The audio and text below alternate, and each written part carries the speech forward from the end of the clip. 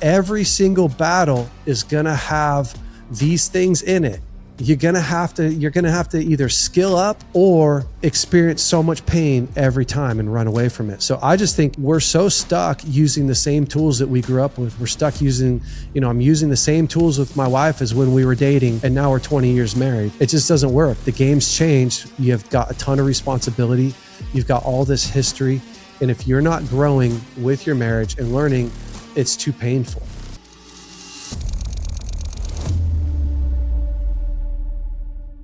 Hello and welcome to the March or Die show today. Very glad to have you joining me. I say that every show, and I don't just say it because that's what I say. I say it because I mean it. I am very happy to have you joining and thankful that I have the opportunity to have these conversations, have the opportunity to hopefully share some ideas and some principles, perspectives that will be a help to you, but really appreciate you joining and sharing this content out with others. This is, of course, the show where we do our best every episode to give you principles and perspectives you need to march when it would be easier to stay where you are and die. There are so many things that happen in our lives that step up in front of us, that pop up, these obstacles, these difficulties, trials, the traumas of our past that pull us back, and these obstacles that keep us from moving forward. When we face those moments, we have to decide, are we going to stay where we are and die, or will we do the better thing and march? And that's what this is all about. And we're going to jump into a wonderful conversation today with someone that I've known kind of peripherally. We met maybe 6 or 8 months ago, and I followed his ministry for a long time. And man, very glad to be able to get him on. We're going to talk about that in a second. Before we do, though, if you have not yet subscribed to the show, do it now. For those of you that won't listen all the way through, I'm going to tell you right now instead of at the end.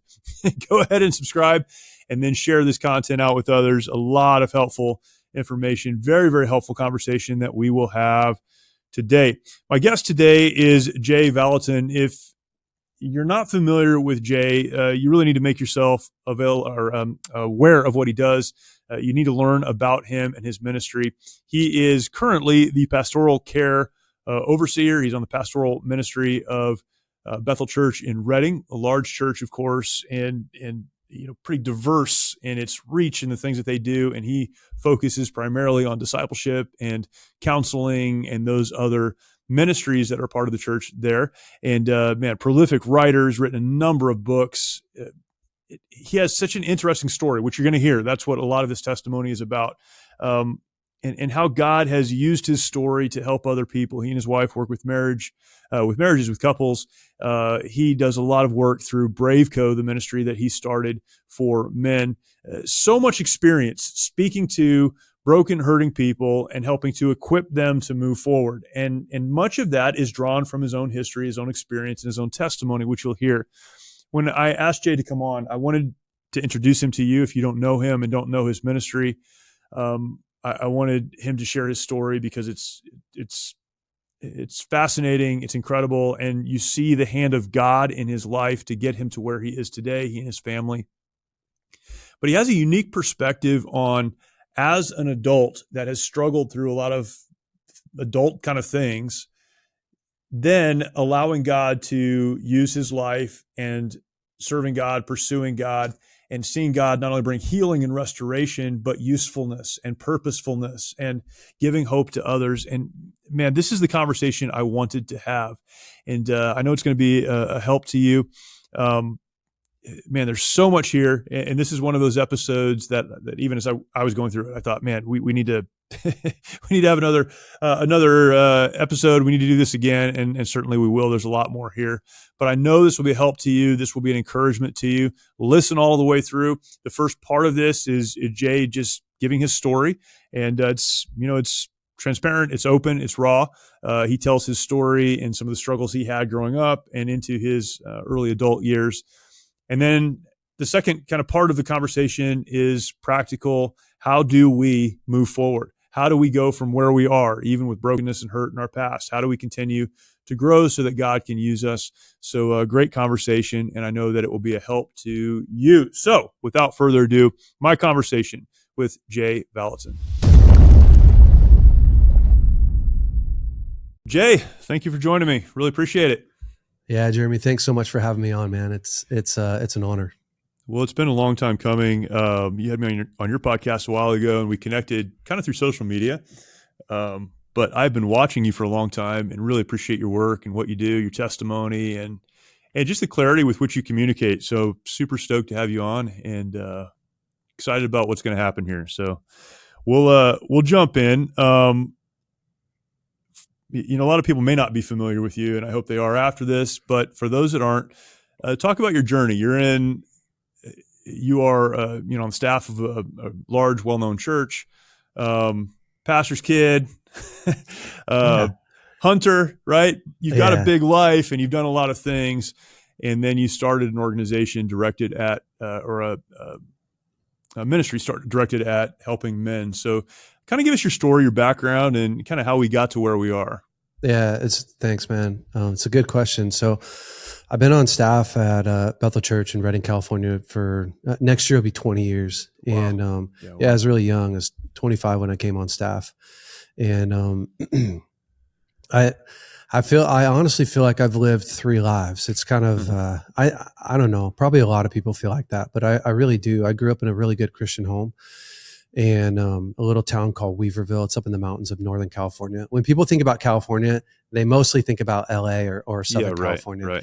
But there's kind of 2 different worlds. As soon as you get past the Sacramento line in north, that's just like a redneck hillbilly. Right. I mean, you could be in Oklahoma and you wouldn't know it, you know? So it's a different world. So I grew up in the mountains up here in Northern California, hunting, fishing, town of 3,000. My dad is a businessman. And it's the small town life. And I really loved that world. I got married really young. It's what you do in small town, California. I wanted the dream. I just wanted to work out in the woods. I wanted to be a forester or something like that, and get married, have some kids, make enough money to live and eat. And that was that, So I was engaged at 17 in high school, got married at 18, had my first son at 19, 3 kids by 24, and was just doing it. I mean, it's terrifying, but fun at the same time. I was a wildland firefighter for a couple of years, just chasing fire in the mountains, and which is I mean, it's one of the best lives, for a young guy. It's so much fun. Yeah. It's maybe the camaraderie of the military without getting shot at, less dangerous. But I really, for me, like life kind of, I don't know, kind of started at really at 18 when I got married, but like the hard part of my life really started at 27. At 27, my wife left me for somebody else, and she was having an affair. And I can go into as much of any of these stories as you want, but, so she was having an affair, and I didn't know about it, and ended up finding out about it. And so that started my journey of being a single dad, which being a single parent, honestly, I think is the toughest job in the world. I really do. I mean, I haven't done every job in the world, but it's so much responsibility. There's not enough time to meet all of the needs.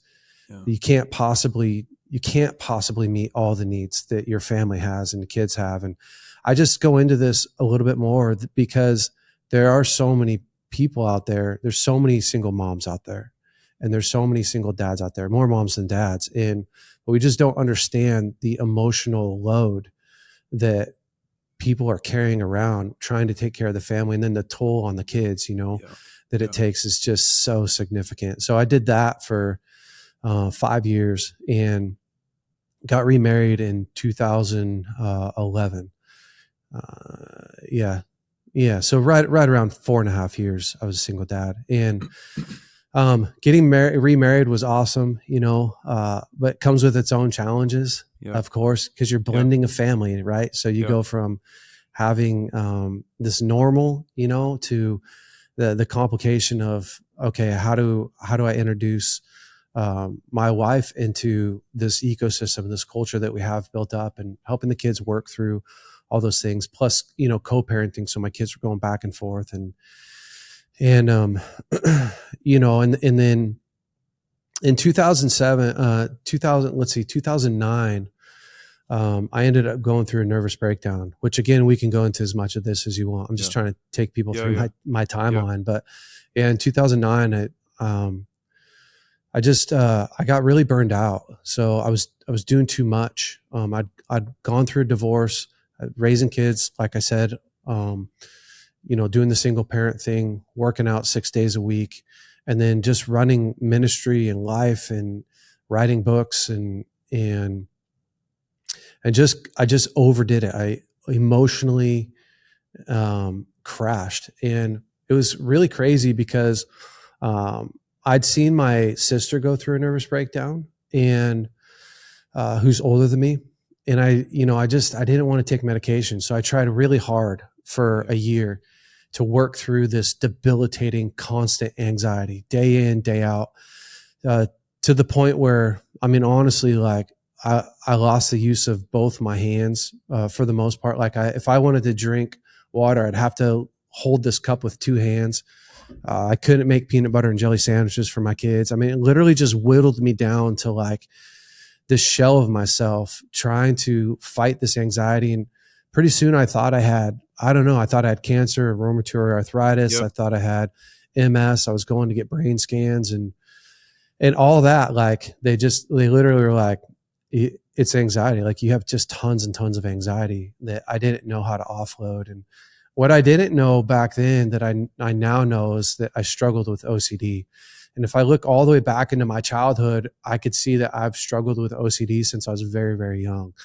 It's part of why, I found masturbation at a very young age. To about 10 years old, I was completely addicted to masturbation from 10 to 16 years old, and pornography from 14 to 16. And I didn't really ever know why, because there's a lot of people that, a lot of men especially, that find masturbation, but to be completely addicted to it, especially in those days without pornography.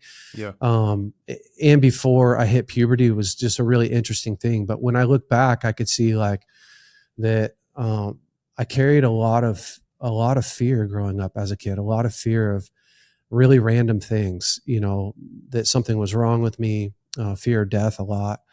And my parents did a really good job to help me through it, but we didn't really have language for, like, I don't know if it was like this for you, but I feel like emotional health wasn't really a thing until like 25 years ago.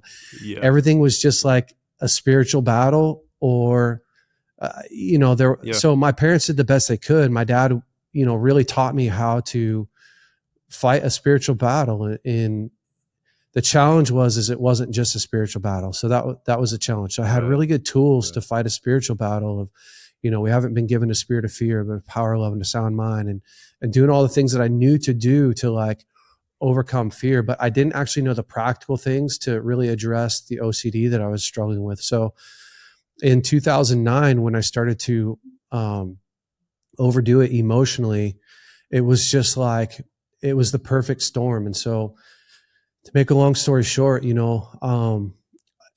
just, it really was so crazy. I mean, I thought I was dying. I mean, I finally, after a year, for the first time, took clonazepam, which is a diazepine for, it doesn't really matter, but is the first time I took medication. I was terrified, but I remember talking to my sister, and at that point, and my dad had been through a nervous breakdown when he was younger, like 23 and 24 for a long time. And I just remember telling my sister, like, I got to a point where I realized like the anxiety that I was struggling with and suffering with was more damaging than any medication I could ever take.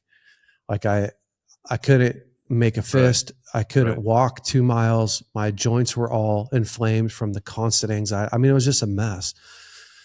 And that was the first time that I had slept all night, was when I took clonazepam and Lexapro. But if people know, like, Lexapro takes a while to build up in your system, in your body, and it kind of takes your high highs out and your low lows out. And so that was my journey. Really, honestly, it was really humbling.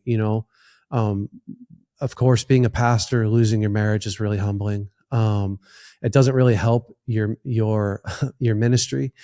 Right. and Right. doesn't give you tons of credibility. Sure. And I did the majority of the counseling for our school of ministry that I was helping to oversee.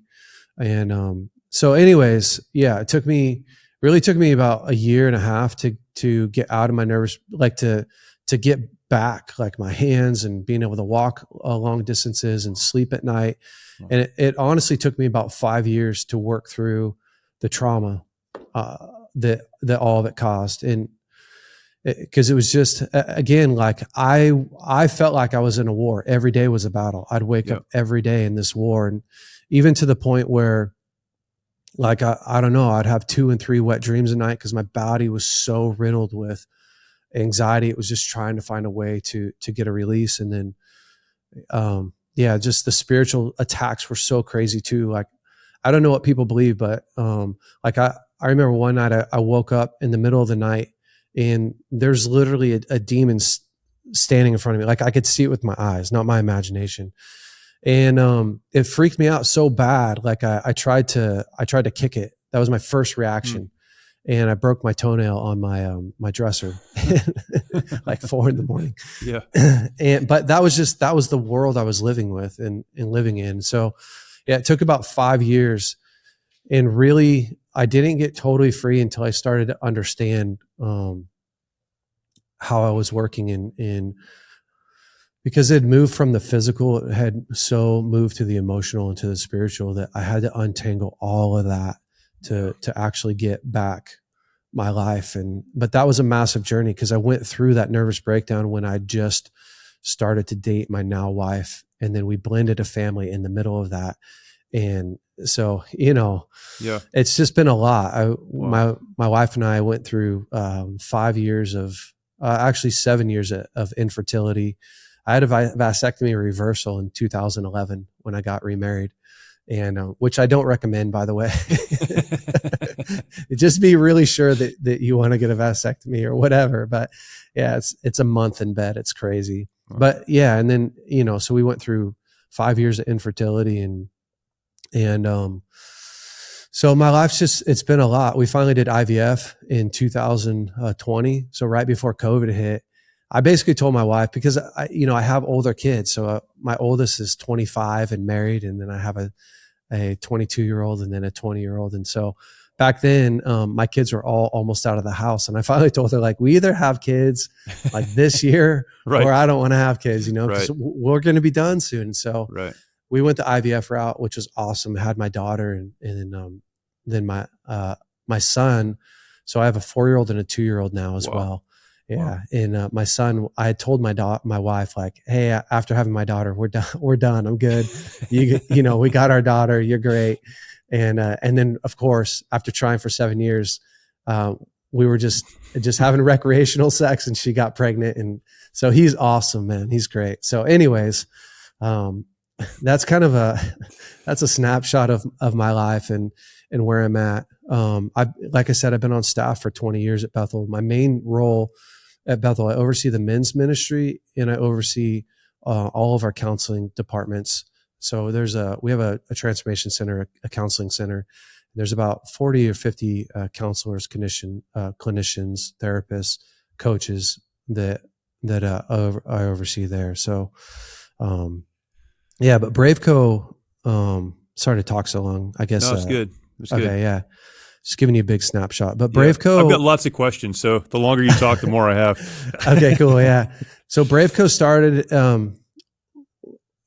again, being a part of a church, my heart forever has been discipleship. It really has, and emotional health. Those are the two worlds that I just love so much. And back when I was 13 years old, I remember I just had this really cool experience, kind of like one of these life marking experiences where my dad was telling me, my dad used to like tell me tons of stories after dinner. Like that's what you did when you only had like TVs that you had to get up and turn the dial on. And back in the olden days. Yeah. Back when we were younger. Yeah. When the sun went down, you stayed inside. So my dad was telling me a story about David and his mighty men. And for those of you that don't know the story, David was running from Saul, hiding in caves for a very long time. And he eventually created, like these outcasts, these other men who were hiding and running for their lives, these murderers and thieves and kind of the nobodies that nobody wanted, began to hide with David. And David was a really noble man,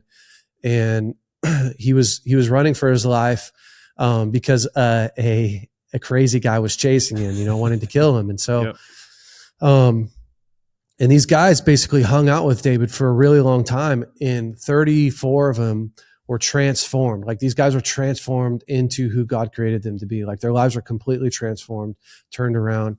And it was said of these mighty men that one was like 1,000 and two was like 10,000. And basically there are these incredible warriors. Imagine it like as if today's army, today's warriors were fighting guys, 1,000 years ago. Like, two of today's military men with the weapons we have today could totally take on 100, 200, 500 guys. And that was like, that's what happened when the anointing came on these men. Like, there's a story where a guy jumped into a pit on a snowy day and killed a lion with a club. And I don't know about you, but like, I hear stories like that. And at first you're like, oh, that's really cool. But then you start thinking about it. Like, I don't know if you've ever wrestled with a house cat, like a pissed off house cat. Like, I have no interest in jumping away from them. Yeah, I have no interest in jumping in a pit on a snowy day with a club and killing a lion. And so anyways, when my dad was telling me these stories, like, my heart just came alive. And I remember telling my dad, that's what I want to do. Like, I want to restore men who are broken, men who are lost, the outcast. And back in the day, my dad used to tell me all the time, like, you don't have to go to church. You get to go to church. It was a privilege in my home. And so I remember telling my dad one day, I was 13. I didn't want to go to youth group anymore. It was super boring. The worship sucked. The preaching was terrible. We had homeless people that come in all the time.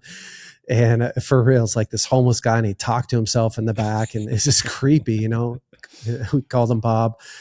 And I remember telling my dad, I was sitting on his bed, telling him, like, I don't want to go to youth group anymore. And he said, how come? And I said, it's just boring and stupid. And he said, it sounds like you're going for yourself. And I remember thinking, I thought he was saying it's good to go for yourself. I'm 13, I didn't know. And I said, yeah, I think I'm going for myself. And he said, yeah, that's the lowest level of living as a believer is going for yourself. And I felt so small. And he said, son, look at me. So I'm looking at my dad, he's got these really intense eyes. And he said, people need what you have. They need what you have. You're really good at helping people. I want you to go to youth group, find somebody that needs help, and give them what you have. Now, I didn't know that you should have tools. I didn't know that you should have some training. That's when I started learning counseling. So that was my mission. I literally, for whatever reason, well, honestly, every day of my life that I can remember, my dad told me I was special. He would tell me, like, you're not like every other person. You're special, son. God's created. So I had this idea that I wasn't like everyone else. Not that I looked down on anyone else. I just like that God had created me special, that I had something that people needed. And that really started it for me. So that started my love for restoration. It started my love for discipleship. It started my love for counseling. And that's where I grew and started. And then 2020, actually in 2018, I just really started to get tired of just the everyday life of even just normal church. Not that that's bad. Just for me, I just felt like there was more. And I kept hearing God tell me, like, I want you to give me something I can bless, which is a really odd thing because I got family and all this stuff, but I knew that he was talking about the men's stuff. And I was terrified to start because where do you start? There's just a million different things to go. And so we ended up just starting, I did an event in Graham, Texas, at the Wildcatter Ranch with my friend Todd Pierce, who breaks wild horses. And while he's mic'd up, and it's just this incredible, like in an hour and a half, he'll take this wild horse that bucks him off and do this incredible, like ministry through the horse. And so we did this retreat and it was awesome. Like 70 something guys showed up. It was so cool. And that was the first time I went like, okay, I can start to get a glimpse of taking a guy who feels like an outcast, who feels lost, and in a week and give him courage and hope, but then real tools. And And so that was 2019. I was stoked to run it back in 2020. I was like, okay, I got a model that I think I can build upon. Well, of course, COVID hit. Sure. So that just like threw everything out the window. And we ended up, and during COVID, I just was sitting at home thinking like, gosh, dang, man, guys are just suffering so bad. They're just, men are in so much pain. For guys that don't know, like, for a man to be out of work long term, study shows that that's harder on a man than it is to go through a death in the family or a divorce. Wow. So being out of work for a long period of time, extended period of time, is very, very damaging to a man. And so I just posted on my Instagram like, hey, I'm going to do 10 days with men about what it means to be a man.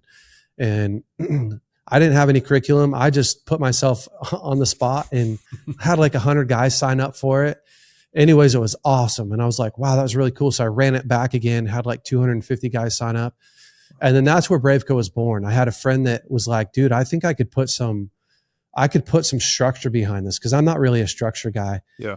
And so we just started to think through a name, what do you call it? And Brave Company. So we shortened it to BraveCo and ran with it. And so now that's what we've been doing, man. We have a discipleship program for men, and it's basically there's 4 phases right now that guys can go through, and it's free. So guys don't have to pay anything to get it. And I mean, we could talk a ton about that, but anyways, that's how I really started. I mean, I started with this dream and passion since I was a young man. I did tons of years of just pain and suffering in my own life. And my whole thing is, you have to weaponize your story. You have to take the dark, ugly, nasty places in your life that most men want to hide. That's your power. That's the powerful place in your life. Instead of hiding it, you have to weaponize that. You have to learn how to love those places in your life. My dad told me when I was really young, he said, son, whatever you overcome, that becomes breakthrough for everyone else. And because I had a father that wasn't afraid of my story, it wasn't afraid of my mistakes. At 15, my dad told me, I want you to make all of your mistakes at home because you have mom and I here. When I was 11 years old, I ended up having oral sex with a guy friend of mine. And I remember telling my dad about it. And, nowadays parents would freak out. But all my dad did was he looked at me and said, oh, you're just really curious. And he taught me about my sex drive, and he taught me about how to manage my sex drive and what it meant to be a noble man. And, I just had a father that looked at my mistakes as places to grow, places to learn, places to get stronger. And because of that, like, that's what I want to give to men. That's what I want to impart to men, is like those places that we feel like we have to hide and run away from and escape. Like, that's your greatest victory. That's going to be your greatest strength. So that's how we got to where we're at. And that's kind of why I do what I do. Man, obviously there's an awful lot there. What I appreciate about your story though, is I think that it's easy for men who are struggling or have struggled to look at people like you, right? To look at people like me and just, you conclude just on the face of everything that, well, you're a church guy, you've been raised around this. You've probably had struggles like, Starbucks got your order wrong, but you haven't had real struggles like I have, right? And so it's easy to dismiss people that aren't like us. And so when you talk about weaponizing your story, I think that's super powerful, because it connects with others in a way that simply saying, I get where you're coming from, I understand what this is about, I have some tools that can help you, that doesn't connect in the same way. And so telling your story really does. And a lot of the people that we work with through the Mighty Oaks Foundation are men and women who have, stories, lives of just brokenness and hurt and pain. And they come to a place where they understand God has a plan for their lives, and He's always had a plan. And they try to turn that, but it's again, so easy to dismiss. Well, no one really knows what it's like to be me. No one's ever really struggled with this the same way that I have. Or, I have to go home to my spouse who knows about my brokenness and knows about my hurt and has been hurt by me. And now we need to rebuild this thing in a way that would somehow honor God. It's just not possible. Yeah. And so to hear your story it's fascinating, but it's helpful because I think it provides the platform that you can minister from. When you talk to people who, could be men or women, I know you spend a lot of time with men, but you and your wife do, a lot of marriage stuff tons of women stuff too. Yeah. And a lot of women stuff. When you're talking to people who, everyone has a story. So maybe it's not a story exactly like yours, but they get to that place where maybe they accept Christ later in life, in their 20s, 30s, 40s. They have, damaged relationships. Maybe they're in a relationship now where the other person is maybe not interested in faith, or, whatever these situations are. And we could go through, scenarios. But when someone is like, this is where I am now, I've done just about everything wrong, but I want to be used for God. I really do. What would you say are the next best steps for that person? How do I start making progress from where I am? And again, you have to humble yourself. Yeah. You have to be willing to say, I need help. But what do you counsel that person to do? Yeah, it's a really great question. I think the first thing is taking ownership. It's so easy, especially in a marriage, to look at how annoyed, how pissed off you are at your spouse, at your partner, and go like, man, if you would just quit doing all these things, I would be fine. And it's back to the victim, right? If my parents would have raised me differently, I would have a different life. If the military would have treated me differently, I would have it, and at some point, the problem with the victim is you're stuck in a prison holding the key, hoping that someone else unlocks it for you, and you just can't. And so at some point you have to own your story, and owning your story is really accepting it, right? And it really is. And that's the first step.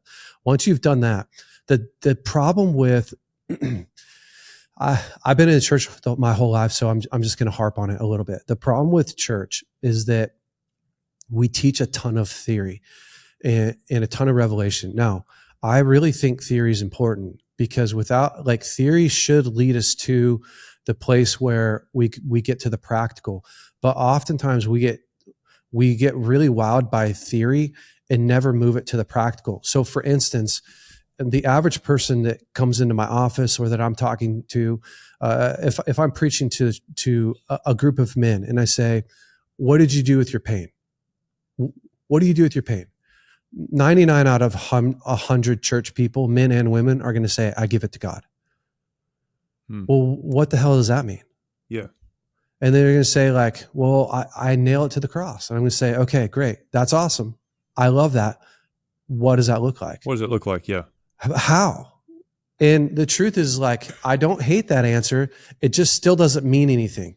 Right. Because if your feet hit the ground on Monday morning and you don't know what to do on Monday morning, then we just go right back to the way that we are living, right? It's that whole old saying that we always fall back to the highest level of training that we have. Yeah. And so when we get saved, we typically take this blanket of forgiveness and we throw it over our whole life. We say, God, we pray the sinner's prayer. Lord, would you forgive me for everything that's happened in my life? I forgive those who've wronged me. And we hope that praying a prayer, and which I'm going to clean this all up so people don't leave yet. So don't leave yet. Hang on. Yeah. Hang with me. We hope and we want, and we are believing that when I do this, God's going to go through my life and he's going to clean up everything for me. He's going to make those pains go away. He's going to make I'm not just saved, but I'm redeemed. I'm a new creation. The old is past, the new has come. But the problem is God is a God of the process. He does miracles, but he also is really invested in healing, and he's really invested in our process. Yeah. And it's why he took the Israelites out of Egypt, 400 years of bondage, and he puts them into the wilderness. What was the wilderness? They go through the Red Sea, right? A miracle happens. They go through the Red Sea. God crushes their enemies, and then they wander around the wilderness for 40 years. Do you not think that God could have told them where to go? Sure. Do you think that God could have not pointed a pathway to them? Why did he send them in the wilderness forever? I'm answering the question that you asked me. They went through the wilderness with clothes that didn't wear out. Their clothes didn't wear out. They had fire over them at night. in a cloud by day. Think about this literally. Every day they'd go out, they had a cloud over them.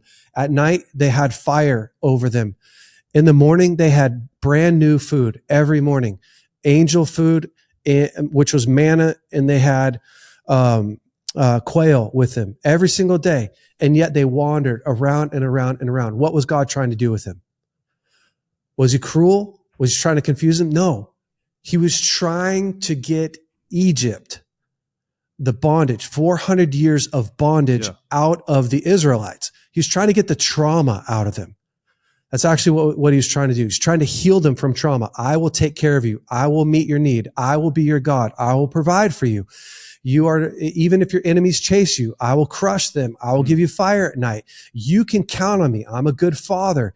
And what happens when we get saved is we still have Egypt inside of us. We have an ecosystem that has all these belief systems. It's not evil. It just is. It's life.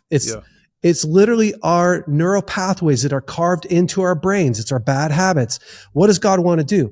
He wants to walk with us day in and day out on very specific path to help us learn new habits, to help us learn new patterns. He wants to be your strength in the midst of a very hard time, not just to take you out of a hard time, but to be with you. It's Psalms 23.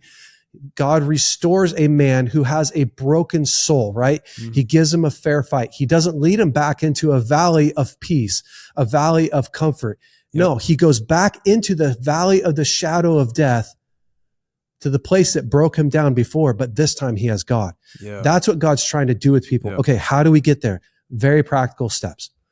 So there's, I have 5 steps for working through pain. They're not the only 5 steps. It's not the only way to work through pain. But when somebody says, I give it to God, but they don't know how to actually mourn, right? Because the Bible says, blessed are those who mourn, for they will be comforted. And I think that most people never get to a place where they see their potential in God, where they actually feel free being a believer, because they never shed the pain. For men out there, we throw that stuff in that backpack, and man, I'm a believer, but I'm still carrying my past. I'm a believer, but I'm still carrying the trauma. And so I really do. I think that we have to first learn how to empty out our backpack, which is learning how to work through pain. It's learning how to learn new habits. It's not just reading the Bible. It's learn healthy communication, learn how to address your triggers, learn healthy boundaries. Read the boundaries book. It's one of the most important things that you could do. It doesn't keep people out. It creates a healthy ecosystem for your life. Like, learn the very important steps that it takes for you to create an ecosystem of peace, to create an ecosystem of comfort. Because the problem is addiction starts in our life when you can no longer bear being present. So if you get saved, you induce yourself with a ton of hope. But if you don't learn how to get rid of the pain, then you're trying to disassociate from the pain every day and escape the pain with no practical tools. So then eventually we fall back in the same old cycles. I know that was a long answer, but I think it's important. Yeah, that's good. I recently preached a series out of Psalm 37. And what a great passage of scripture. It's been a help to me. But I think it's verse 5. That says, commit your way to the Lord. And that word commit is interesting because it means to roll off your burden. And we think of commit as like commit, right? Like try harder, do more. Yeah. But really when God says commit, it's you need to transfer your burden from yourself to me. And this is throughout scripture, but learning how to do that this is why Christians so often are seen as very impractical. This is why it's seen as like a pie in the sky or like this mystical thing or very religious. Because what does that look like? And to get there, it requires time and commitment. This is James, 1, 2, and 3, which goes from trial or temptation to patience to perfection, right? It's a process. It's that sanctification that we have to go through. So that's great. What's interesting is Galatians, I think it's Galatians 6. It talks about, it says, carry one another's burdens. In this way you fulfill the law of Christ. But then it goes on to say, but in each man should carry his own load. And there's a difference between a burden and a load. It's really important for guys to understand this. If you look up that word burden, it actually says if carried on your own would be damaging. If carried on your own, it would be damaging. Why is that really important? Because the stuff that's inside of you, right? The stuff that you're dealing with, the stuff that you're struggling with, if you carry that on your own, it's stuff that you weren't meant to carry, right? Guys weren't meant to carry being abused. Right. Women weren't meant to carry being sexually abused. We weren't meant to carry being addicted. We weren't meant to carry, a hard marriage on our own. That's not your load, man. What is your load? Your load is your responsibility, right? Yep. No one can come in and take care of my family the way that I can. No one can, do the calling of God that's on my life like I can. I don't want to give that away, but this burden, I have to be willing to trust somebody enough to come into my life and say, I don't know how to do this. I need help. I'm going to take ownership for it, but would you come in and help me with this part of my life? I'm stuck in sin. That verse is literally talking about sin. It says, it's talking about those who are stuck in sin. It says to correct them gently. Like take care. And that's what we've messed up so much in the church. Listen, somebody's stuck in sin. We saw that with Jesus. They bring in this adulterous woman to him. Right. And he corrects her so gently. He just tells her like, hey, go and sin no more. He doesn't like come down on her. And so what would our lives look like, men and women, if you took that secret sin that you've been living with, that burden that's too heavy for you? You take that trauma from the past. You take the way that you were raised and growing up, that way, those places in your life that you still don't love you. And instead of trying to solve it yourself, you actually were brave enough to go, I don't know how to do this. Yeah. I need some help. This is crushing me. And you allow other people to come in, not just God, but other people to come in and help you walk through those tough places. It's essential for our lives. It's what we have to have in order to feel a part of a community, to feel known and seen and loved and cared for and belonged. We need it so much, and yet it's one of the hardest things to do. Yeah. Man, there's a lot wrapped up in that. I think to this though, how do you walk through that with a spouse who is also struggling? And it's interesting because you talked about ownership, and we need to own our story, and we need to own that. The challenge sometimes in that is, I have a friend that says if only 10% is your responsibility, then be 100% responsible for that 10%, right? Yes. But that's a reality. The reality is, in a marriage, it's rarely one person's fault. I put that in air quotes. So how do you walk through this with someone else who is also struggling, someone else who also needs to take ownership for their stuff or whatever? Yeah. How do you walk through that together while also individually addressing the issues that you need to address? It's a really great question. I think, so what I've seen over the years I've been counseling professionally for 20 years. I mean, I have my wife and I do a marriage ministry. I mean, we have a marriage intensive that we run, a marriage podcast. I mean, I've just been in this world for so long. And I've seen a lot of times if one partner will take ownership for their life, if I can get one partner to be really powerful, which we have a really skewed lens of what powerful means, and I'll share it in a second, and start to own their life, it really helps that other person to have to make some really big decisions too.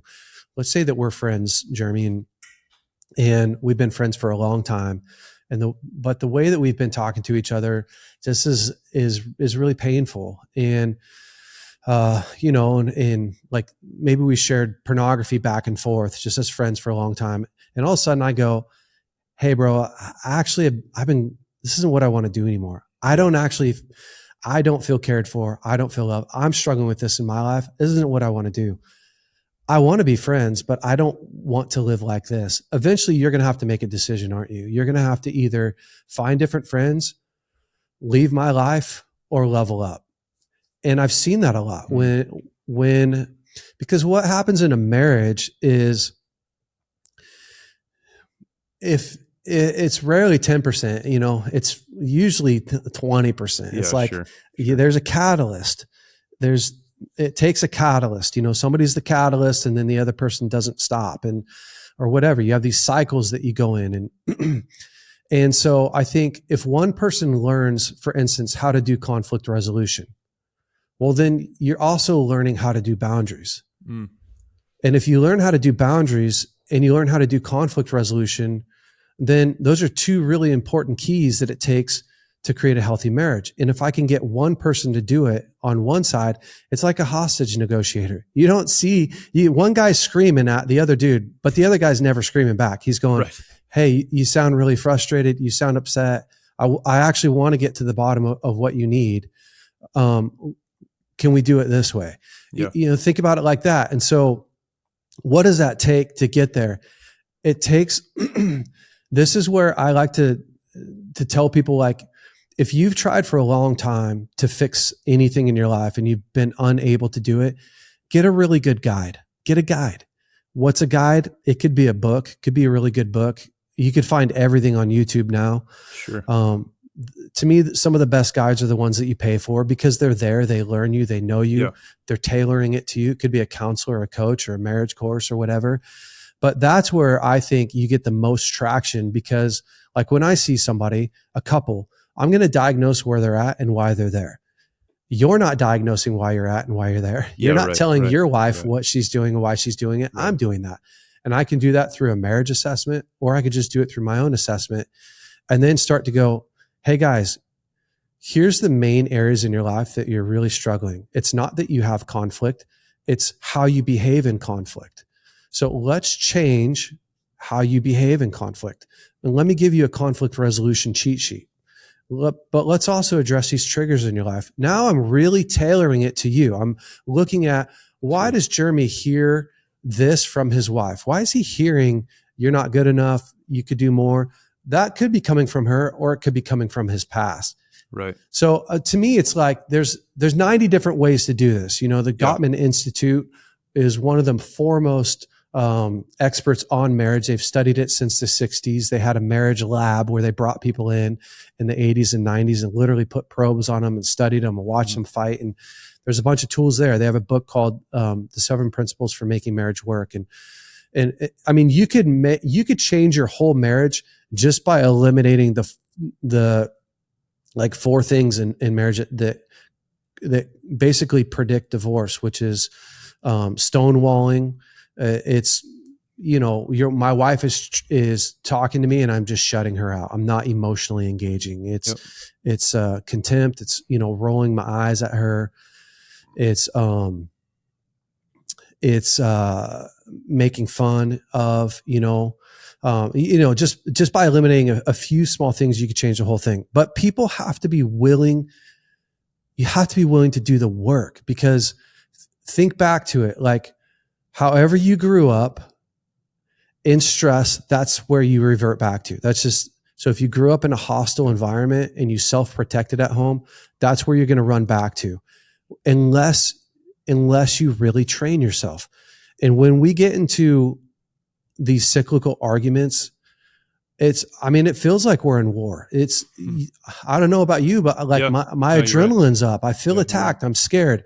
I have to be able to think in that. And it goes back to your military years, Jeremy, of like, it's why you train so much, so that when you have a lot of adrenaline, you also have this muscle memory. You also, you're not thinking through like, pull the magazine, right, put it in. You have an actual action plan. And that's what my wife and I love to do. We literally give people a plan for conflict resolution, so that when you're in the middle of it, we tell people, bring the sheet, like literally look at the sheet and use that. Yeah, it feels embarrassing, but I think that's what people have to do. And so, if your husband isn't saved or your wife isn't saved, and you are, and it's creating a lot of conflict, it's going to be painful that you have differences, that you have a faith that they don't have, but that doesn't necessarily end your marriage. It's, how do you do conflict? How do you behave in conflict? Yeah. The other part is, how do you repair it? So that's just the last thing I'll say is, when we learn conflict resolution skills, when it goes bad, the ability to stop and say, oh, I actually don't love what's happening right here.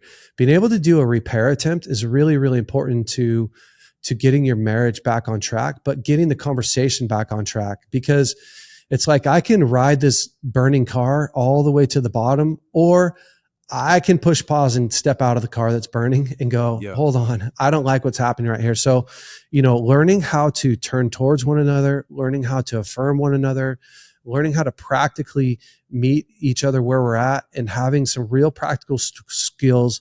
Again, I think every human being should not just read the Boundaries book written by Dr. Henry Cloud, but should practice it, because your whole entire life is negotiation. Your whole entire life is setting boundaries. Your life, it just, everybody is. We all know that we're going to be in conflict. All of us are going to be in conflict. It's why, man, if you don't have great conflict resolution skills, then you have to run from it, or you have to fight harder than the other person and win. Yeah. So it's like, there's these really basic things that we know. Every single battle is going to have these things in it. You're going to have to either skill up or experience so much pain every time and run away from it. So I just think we're so stuck using the same tools that we grew up with. We're stuck using, I'm using the same tools with my wife as when we were dating, and now we're 20 years married. It just doesn't work. The game's changed. You've got a ton of responsibility. You've got all this history. And if you're not growing with your marriage and learning, it's too painful. Yeah, that's good. I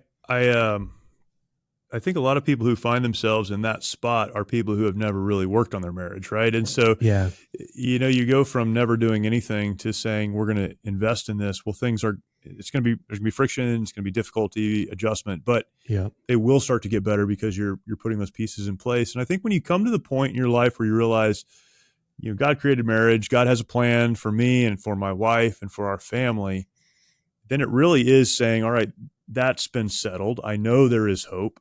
I just need to work toward that, and putting these pieces that you just mentioned in place. I'm kind of all over the place. This is the last question, though, that came to mind as you were talking about this, and I've thought about this an awful lot. So I'd love to hear what you have to say about it. Yeah. You said weaponize your story. I believe in the power of testimony, and the Bible talks about it. Through, again, the work that we do with veterans and service members and first responders, testimony is so powerful. We lead with that. Like we were talking about earlier, it sets the foundation that allows us to speak into people's lives. It's a connector in the sense that a person who's struggling can say, oh, I'm not the only one. And so testimony is so powerful. And I think when we own it and then we communicate it, it redeems our story. I've talked about this a lot. It takes something worthless and broken and gives it value. Yeah.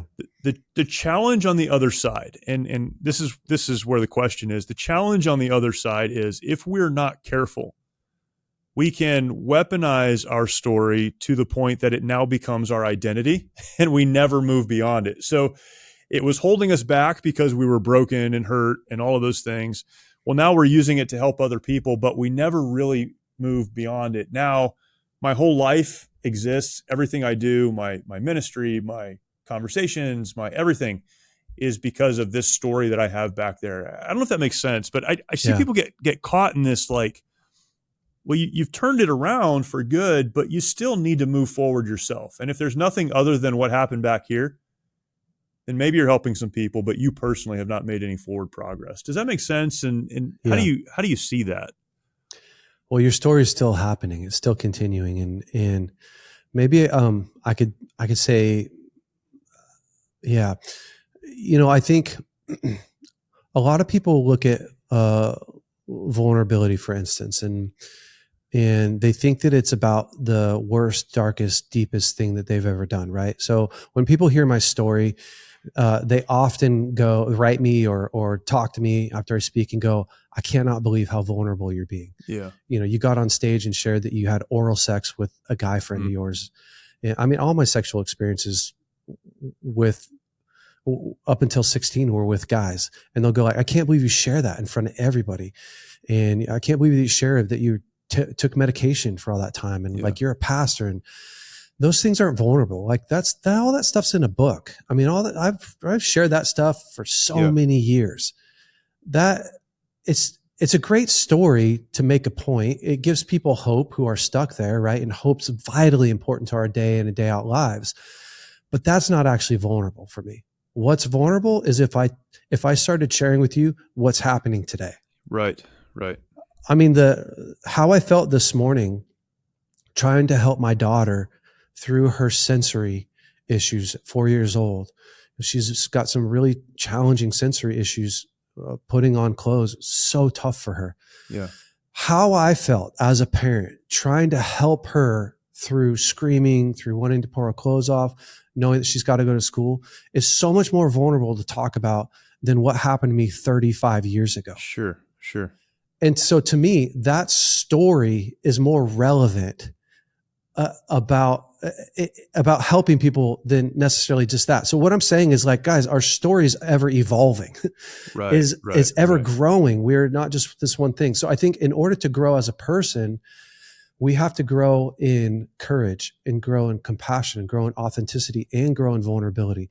Because I think that we've got stuck as pastors, as men, of thinking that the thing that I fell in, my sin, is the actual thing that's like has the power.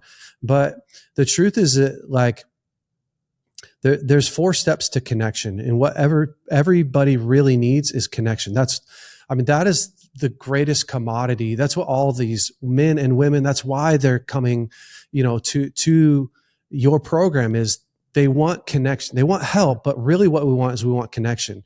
But there's 4 steps to connection. It's courage, compassion, authenticity, and vulnerability. Courage is the ability to share your story with your whole heart, being willing to bear your imperfections. That's an ongoing thing. I have the ability to share my story with my whole heart, being willing to bear my imperfections. Don't love me for who you think I am. Love me, for the real me. I have to accept me. I have to accept who I really am, the good things, the bad things, all the things. That's what makes me me. That's an ongoing journey. That's what allows me to come into relationship with God. By the way, I didn't come to God clean. I didn't come to God all cleaned up. Right. I didn't hide my story with God. He's the one that got me all cleaned up. I didn't come to my wife perfect. I came to my wife being willing to bear my imperfections, and she chose me. That creates this sense that not only do I love me, but I know that she loves me because I don't hide anything. Compassion is being kind to myself and then kind to others, because you can't give something away that you don't possess. So when I have compassion for me, what compassion does is it provides this Velcro. It's empathy. If I don't have compassion for me, I don't actually possess the ability to hear your story, put myself in your shoes, and attach with you with where you're at. It's the problem with the men and women who have never dealt with the judge inside of themselves. And if you grew up in a home where you were judged a lot, if you were a part of a community where you were judged a lot, you judge yourself a lot, but then you also judge other people a lot, and it makes it impossible for that connection to happen. So you have to learn how to go back and love yourself and love your story. And there's tools to do that. We don't have enough time. And then authenticity is letting go of where you think you should be and embracing where you're really at. And we just have so much judgment about where we should be. My dad's a pretty famous preacher. He's written a book a year since he was 45 years old. And I preach at one of the, I know this isn't even about the church I go to. I'm just saying, as a young man, 24 years old, I take the pulpit. I have some of the best preachers in the world preaching from that pulpit. What do I naturally want to do? Compare myself to them. Yeah. Look at where I should be. Look at where my dad was. And at some point, I just have to stop and go like, but that's not real. Right. This is who I really am. This is what God's really given me. This is my story in my life, and this is what I'm going after. What it does is it allows people to love the real me. I don't have to pretend that I'm something else. Right. I don't have to talk about the future of BraveCo and where BraveCo is going to go. Where's BraveCo at today? Can we just be okay with where it's at today and not just all the future plans? And the future is important, but it doesn't make me who I am. Yeah.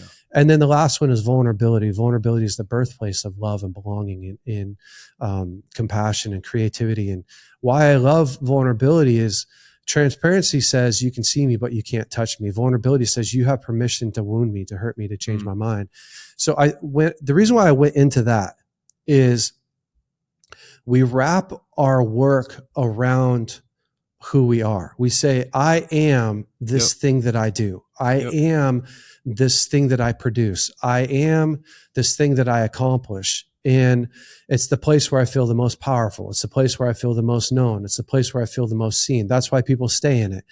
And it's why people use it like that, instead of realizing, no, my work is an outflow of who I am, but my worth doesn't come from what I do. My worth comes from who he is. That's good. And so I need to work from love, not for love, because God created me in his image. It's settled value. It's settled. There's nothing I can do more or less to make him love me. Now, God does require me to steward what he's given me. So this is where Christians really get it backwards. They flip to one side or the other. They go like, I'm nothing, I have to work. And that's religion.